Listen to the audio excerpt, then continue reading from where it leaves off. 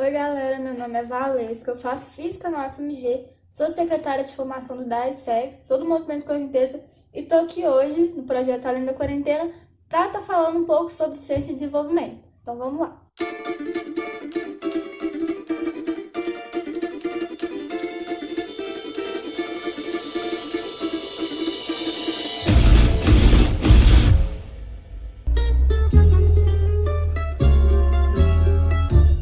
Para estar começando a introduzir aí esse tema, ciência e desenvolvimento, que é um tema muito vasto, eu acho que é importante a gente refletir um pouco sobre o que é ciência, o que é desenvolvimento e de que forma essas duas coisas estão relacionadas. A ciência nada mais é do que a busca sistemática por conhecimento, ou seja, é a busca por conhecimento através de métodos, né? A gente tem um método científico que consiste em estar analisando, fazendo experimentação, formulação de hipóteses e tudo mais. E é através desse método que a gente consegue alcançar nossos conhecimentos e, através desses conhecimentos que a gente adquire, está formulando tecnologias e promovendo o desenvolvimento. E o que é o desenvolvimento, né? Que eu já meio que entrelacei as duas coisas.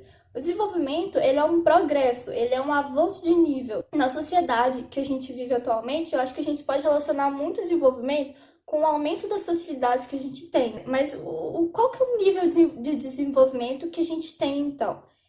A gente tem hoje a capacidade de congelar e descongelar alimentos, aquecer alimentos, conservar esses alimentos, sem falar de saneamento básico, né? A gente já tem aí equipamentos digitais, a gente consegue construir prédios e ir para o espaço. Então, a gente já está num nível de desenvolvimento que o que a gente começa a projetar para o futuro é uma sociedade robotizada.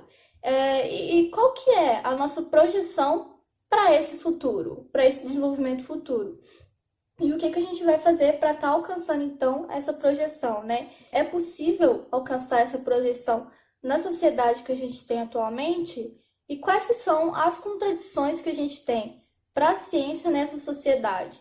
Aí eu acho que a gente já pode passar um pouco para essa parte, né? De falar um pouco sobre as contradições que a gente tem aqui nessa sociedade. Porque apesar da gente já ter aí um nível de desenvolvimento que projeta uma sociedade robotizada, a gente tem que, tipo, nem todas as tecnologias que a gente constrói e que já existem, elas chegam na população como um todo.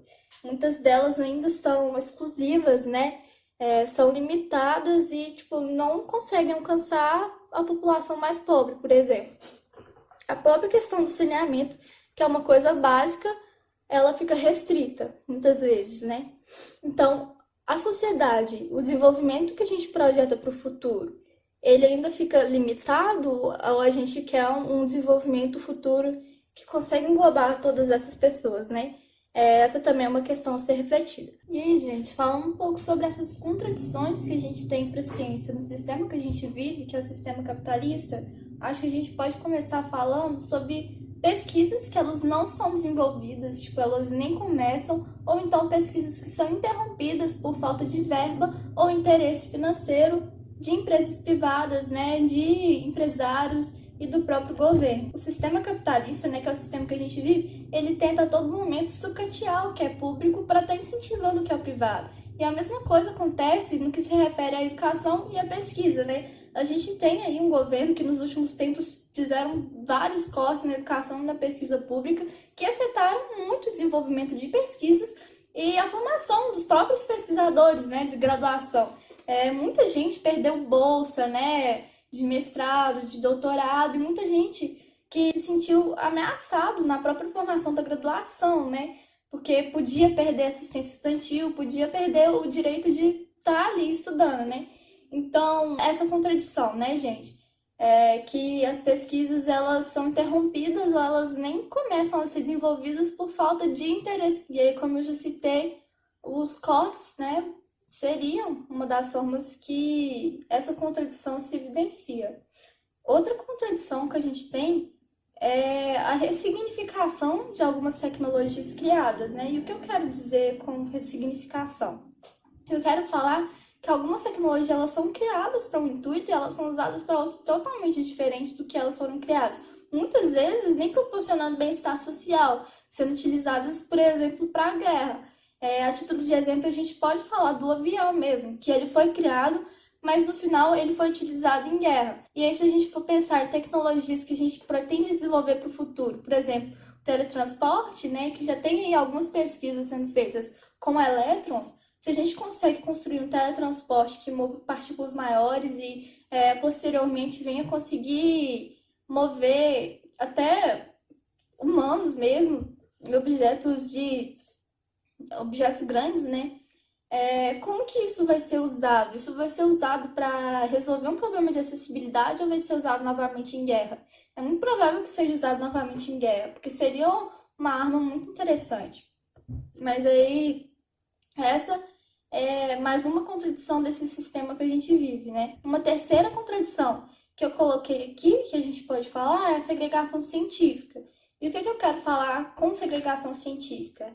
É que a ciência, ela é produzida por uma maioria de homens brancos. Esse apagamento, né, das mulheres que são pesquisadoras, dos negros que são pesquisadores, que ficam apagados, não recebem o crédito que deveriam receber por pesquisas que fizeram, né, por descobertas que fizeram, e para além disso eles não são bem recebidos também nesse cenário, é um cenário totalmente hostil. E para além disso, com segregação científica eu também quero falar que a ciência, ela se segrega em níveis de importância. As ciências humanas, por exemplo, é a todo momento jogada para a margem, sendo que as ciências humanas englobam, por exemplo, assuntos de extrema relevância, como a alfabetização e os projetos para diminuir a desigualdade social, que não são de interesses desse sistema que a gente vive, e justamente por isso essas ciências humanas são marginalizadas, são desmoralizadas por discursos neoliberais e jogadas para essa margem. E aí, uma evidência que a gente tem disso é uma portaria lançada recentemente, ainda essa semana, pelo Ministério de Ciência e Tecnologia, né, que retirou as ciências humanas da Política Nacional de Fomento à Pesquisa até 2023. E a gente vê que nem teve aí uma grande divulgação da mídia, né? Ainda em cima da problemática da falta de investimento, né, em pesquisas que não são de interesse privado, a gente pode comentar que várias tecnologias elas foram descobertas acidentais, foram de pesquisas que começaram não visando objetivamente aquilo que elas geraram, mas que elas visavam obter um conhecimento, se aprofundar em um conhecimento, e aí sim elas acabaram originando essas coisas. Dentro dessas pesquisas aí, dessas descobertas acidentais, a gente pode citar a radioatividade, a indução eletromagnética, as micro-ondas, né?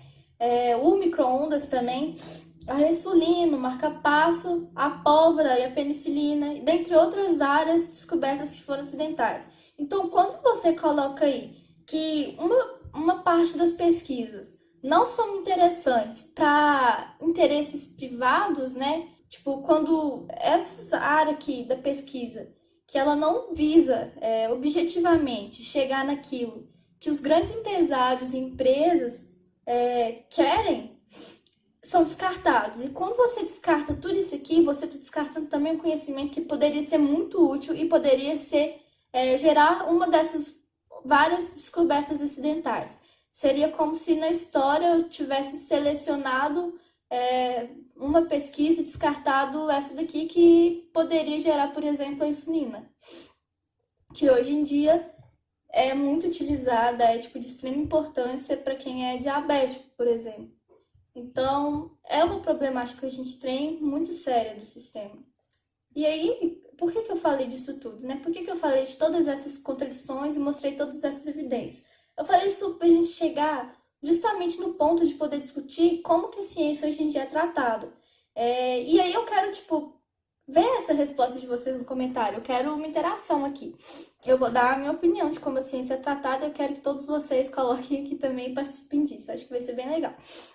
Mas a minha opinião é de que a ciência não é tratada de forma séria e que a gente não vai conseguir evoluir e chegar na nossa projeção de desenvolvimento enquanto a ciência for tratada desse jeito. Enquanto a ciência for tratada não como uma ferramenta de buscar conhecimento, mas como uma ferramenta para alcançar os objetivos dos empresários e grandes empresas, que são restritos e não visam o bem-estar social como um todo, não visa alcançar a população como um todo, é restrito. É uma ciência produzida para a minoria, sabe? A minoria composta justamente pela burguesia, né? Que não é o povo.